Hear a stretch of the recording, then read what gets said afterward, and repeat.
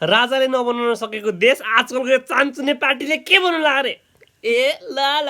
होइन होला है तर होइन क्या भने हाम्रो देश हल्का क्रेजी त क्रेजी नै खायो भने मतलब अस्ति भर्खर यस्तो यस्तो आन्दोलन गराएर खेदाइदिए नेपालदेखि नै खेदाइदिए अहिले फेरि वेलकम प्रोग्राम भइरहेको क्या मतलब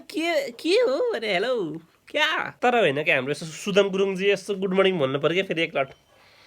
भएन क्या तपाईँले गुड मर्निङ नभनेसम्म फेरि बोल्ने मान्छे बोले गर्छन् हेर्नु अब जतिखेर कुरा उठाइ गर्छन् त्यसैले यसो गुड मर्निङ हान्नु पर्यो कि फेसबुकमा भएन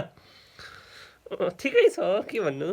गाह्रो छ तर होइन कि उहाँसँग पैसा चाहिँ कति छ 5 महिना बाहिर बसेर आउनुभयो होइन धनी त धनी हुनुहुन्छ होला पैसा पनि ओभर छ होला अस्ति पनि त्यत्रो पैसा उड्या हो होइन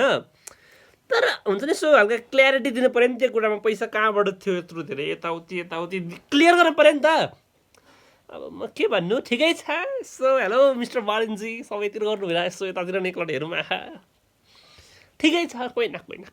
होइन कि तर साँच्ची भन्नुपर्दा अस्तिसम्म यस्तो खेदाउने के भगाइ यता सुन्नाइदिया खान उता सुन्नाइदिया खान रगत बनाएको मान्छेहरूलाई अहिले वेलकम म कसम भने हाम्रो देशको मान्छेहरूलाई म बुझ्नै सक्दिनँ क्या भने अब